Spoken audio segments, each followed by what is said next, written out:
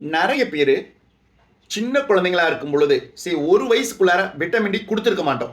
இல்லாட்டி கொஞ்ச நாள் குடுத்துட்டு, அப்படியே டிஸ்கன்டின்யூ பண்ணியிருப்போம். அதனுடைய முக்கியத்துவம் நமக்கு தெரியாதனால.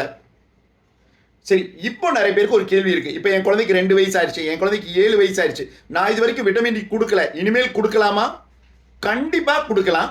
ஆனா பெஸ்ட் என்னன்னா, விட்டமின் டி லெவல செக் பண்ணிட்டு குடுக்கிறது நல்லது. வீடு பக்கத்துல ஏதாவது ஒரு லேப்ல, நல்ல லேப்ல விட்டமின் டி செக் பண்ணுங்க. குறிப்பா morning levels, morning time check பண்ணுங்க. அந்த லெவல்ஸ் 30லிருந்து 100 அப்படிங்கிற வேல்யூக்குள்ளார இருக்கணும். அப்படி இருந்தா நார்மல், கவலைப்பட வேண்டியதில்லை. சப்ளிமெண்ட்டை பத்தியே யோசிக்க வேண்டியதில்லை. ஒருவேளை 30க்கும் கீழே இருந்ததுன்னா நாம அதுக்கு ஏற்றாற் போல விட்டமின் டி சாப்பிடணும். ரொம்ப கம்மியா இருந்ததுன்னு வைங்களேன், சில மாத்திரைகள் இருக்கு. ஒரு மாத்திரை இஸ் ஈக்குவல் டு 60,000 யூனிட்ஸ். அந்த அளவு. ஸோ அது மாத்திரையா மட்டும் இல்லாமல் பேக்கெட்ல கூட பவுடரா வருது சின்ன குழந்தைங்களுக்காக. அதை வாரம் ஒரு தரம் 8 வாரம் எடுத்துக்கிட்டா விட்டமின் டி குறைபாடுலேருந்து பெரிதளவு நம்ம நீங்கிடலாங்க.